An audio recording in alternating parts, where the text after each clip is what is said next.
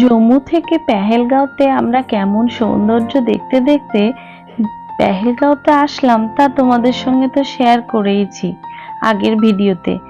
আর কিভাবে আমরা অমৃতসর ঘুরেছি, কিভাবে ট্রেন থেকে নেমেছি, সমস্তটা তোমাদের সঙ্গে শেয়ার করেছি। তো তোমরা আগের ভিডিওগুলো ফলো করবে অবশ্যই। আর আজ আমরা সকালবেলা মানে দেখলেই জানলা খুলে দেখালাম পেহেলগাঁওয়ের একেবারে হোটেল থেকে সকালটা কেমন লাগছে। তো সকালবেলা আমরা আর বেরোইনি, সকালবেলা একেবারে রেডি হয়ে বেরিয়েছি। আমরা এখন যাব গাড়ি করে কিছু দূর, তারপর সেখান থেকে যাব, দেখো বরফ পড়েছে গাড়ির উপরে। আর সেখান থেকে আমরা ঘোড়া করে যাব বৈশারণ ভ্যালি বা মিনি সুইজারল্যান্ড। এই সমস্তটা এই ভিডিওটাতে দেখতে পাবে তোমরা। আর একেবারে শেষ পর্যন্ত দেখতে থাকো, কারণ কাশ্মীরের সৌন্দর্য তো আর বলার কিছু নেই, মানে ঈশ্বর তুলি দিয়ে যেন এঁকে দিয়েছে সমস্তটা।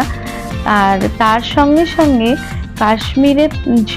কাশ্মীরের মধ্যে এটা একটা পেহেলগাঁওয়ের একটা স্পেশালিটি সৌন্দর্য আমরা দেখেছিলাম, মিনি সুইজারল্যান্ড বৈশারণ ভ্যালি, যেটা আজ এই ভিডিওটাতে আমরা দেখতে পাবো।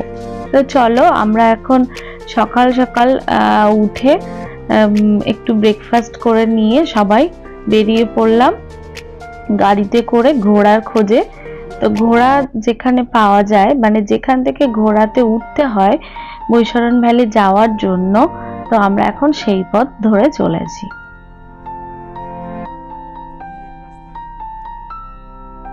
আর যেতে যেতে এই সমস্ত গাছগুলো কি রাস্তার দুই পাশে দেখতে পাচ্ছি যে শুকনো শুকনো, শীতে একেবারে শুকিয়ে প্রায়। এই ড্রাইভার সাহেব বলছিলেন ওগুলো সব আপেল গাছ আর ছিল কালো আঙুর গাছ। উফ, শুনে কি ভালো লাগছিল, মনে হচ্ছিল কোনো এক সময় এই সময় আসতে হবে যখন অ্যাপেলের মরশুম। দেখো এই মরা গাছগুলোতে যদি অ্যাপেল হয়ে থাকে কি ভালোই না লাগবে দেখতে। তবে সব সিজনেই সুন্দর। আমরা এসেছিলাম মার্চে, তো এই সময়টাও খুবই ভালো লেগেছে। আর যেহেতু ছুটির সময় বাচ্চাদের, তো এটা একটা সুইটেবল সময় বেড়ানোর জন্য। তো আমরা এসে গেছি ঘোড়া যেখান থেকে দাম দর করতে হয় সেই স্পটটাতে। আর এখান থেকে সমস্ত মানুষেরা যায় ঘোড়া নিয়ে বৈশারণ ভ্যালি বা বিভিন্ন ভ্যালিতে অনেকে ঘোড়া করে বেড়ায়। তো আমরা শুধুমাত্র বৈশারণ ভ্যালিটাই ঘোড়া করে ঘুরেছিলাম। তো এখানে দাম দর করে নিতে হয় ঘোড়া, আর আমরাও এসে সেভাবেই নিয়েছিলাম। তারপর পরপর আমরা ঘোড়াতে উঠলাম। আর আমরা এখান থেকে 6টা ঘোড়া নিয়েছিলাম, বাচ্চা 3টে ওদের বাবার ঘোড়াতেই শেয়ার করেছিল। আর আমরা 6টা ঘোড়াতে মানে পার হেড 1000 টাকা করে, ওই 6000 টাকা আমাদের নিয়েছিল। তো চলো চলার পথগুলো এবার দেখতে থাকি। চলার পথের মজা যে কত সুন্দর তা না দেখলে বোঝা যাবে না, এত অপরূপ সৌন্দর্য। তো এইভাবে আমাদেরকে ঘোড়ার পিঠে চড়তে হবে 5 কিলোমিটার পথ। আর তারপর গিয়ে আমরা উপস্থিত হব মিনি সুইজারল্যান্ডে। কিন্তু যাওয়ার পথে সৌন্দর্যই একটা অসাধারণ সৌন্দর্য। তো এই সৌন্দর্য তোমরা মিস করো না, দেখতে থাকো পুরো ভিডিওটা একেবারে স্কিপ না করে। আমরা পরপর পথ চলতে শুরু করেছি।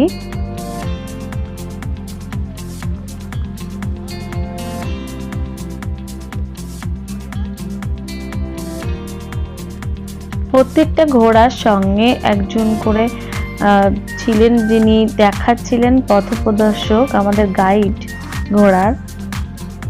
তবে ঘোড়াগুলো এত প্রশিক্ষণ প্রাপ্ত যে ওদের কোনো এই লাগছিল না, গাইডই লাগছিল না, যে ওরা নিজেদের মতোই পথ চলতে শুরু করেছিল। দেখো ওদের পাশে কেউ নেই, কিন্তু ওরা নিজেদের মতো, মানে মানুষের মতো বোধ বুদ্ধি ওদের এসে গেছে। খুব মজা পাচ্ছিলাম। কিছু দূর আসতেই দেখো চারিদিকে শুধু বরফ বরফ ব্যাপারটা এসে গেছিল।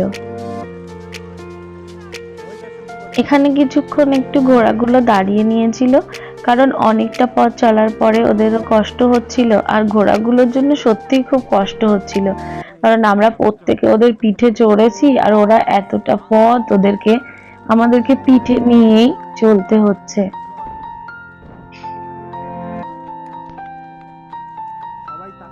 এবারে পথে সৌন্দর্য দেখো কত সুন্দর। বেশ খানিকটা পথ চলার পরেই এরকম চারিদিকে যখন সাদা বরফ দেখতে পাচ্ছি, উফ কি বলবো, চোখটা ধাঁধিয়ে যাচ্ছিল সৌন্দর্যে।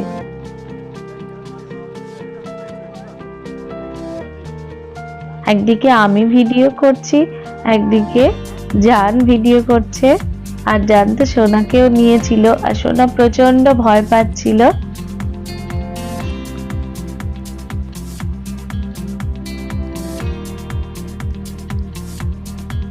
সঙ্গে ঋষভ প্রচন্ড মজা নিচ্ছিল। চাল ঘোরে সিধে চাল সিধে চাল, এইভাবে পথ দেখাতে দেখাতে নিয়ে যাচ্ছিল।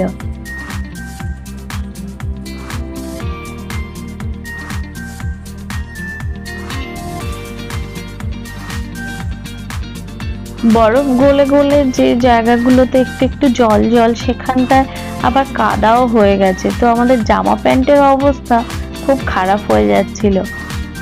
আর সঙ্গে রাস্তাগুলো আস্তে আস্তে ভয়ঙ্করও হয়ে উঠছিল।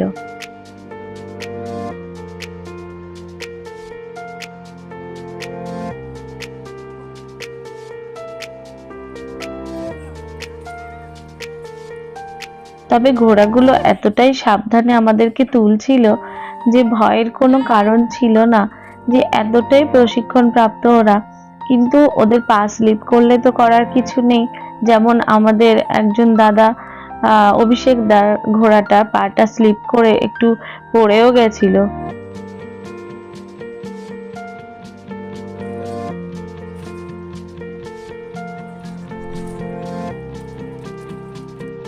দেখো কত সুন্দর লাগছে জায়গাটা।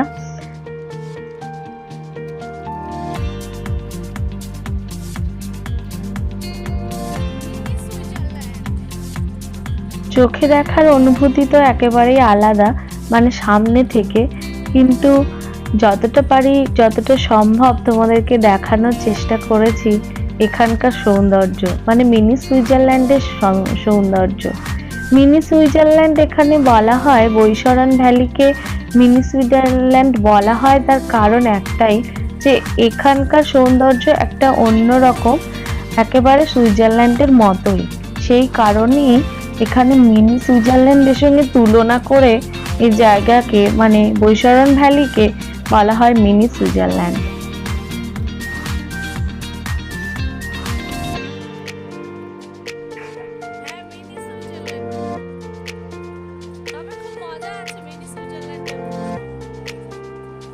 আর এই বৈশরণ ভ্যালি মানে এই মিনি সুইজারল্যান্ডেই শুটিং হয়েছিল বজরঙ্গি ভাইজান সিনেমার, যেখানে আমরা মুন্নির বাড়ি দেখতে পেয়েছিলাম।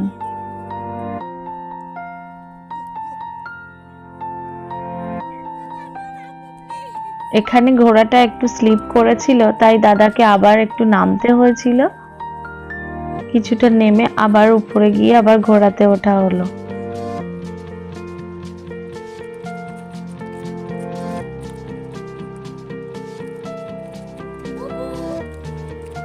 এইভাবে 5 কিলোমিটার আমরা অতিক্রম করে ফেলেছি। এবার আমরা চলে এসেছি স্পটে। চলো দেখি ভিতরটা কত সুন্দর। বৈশরণ ভ্যালির সৌন্দর্য আমরা নেব। এবার এক এক করে আমরা ঘোড়া থেকে নামবো।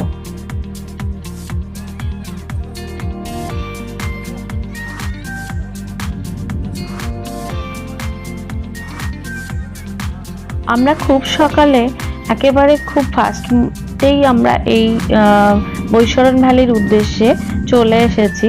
অনেকে অনেক সময় বেছে নেয়, এটা চলতে থাকে সারা দিন, মানে ওই রাতের আলো যতক্ষণ রাতের অন্ধকার না আসছে ততক্ষণ পর্যন্ত এটা চলতে থাকে। দিনের আলোতে এর সৌন্দর্য আলাদা, আর রাতে তো এখানে হবে না, কারণ দেখলেই রাস্তা কতই খারাপ। তো আমরা এখানে এন্ট্রি ফিস দিয়ে ঢুকে পড়লাম। 20 রুপিস করে নিয়েছিল এখানে এন্ট্রি ফিস, 20 টাকা মাত্র। আর ভিতরের সৌন্দর্য বলার কিছু নেই,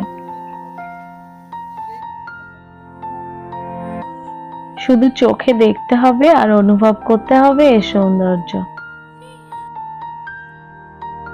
তবে ঠান্ডা ছিল প্রচন্ড, দেখতেই পেয়েছো বরফ ছিল চারিদিকে, সে কারণে ঠান্ডাটাও ছিল আর রৌদ্রটাও ছিল বলে এখানে রোদের তেজে বেশ গরম গরম লাগছিল। আবার যেই একটু ছায়া জায়গায় যাওয়া হচ্ছিল তখনই প্রচন্ড পরিমাণে ঠান্ডা লাগছিল।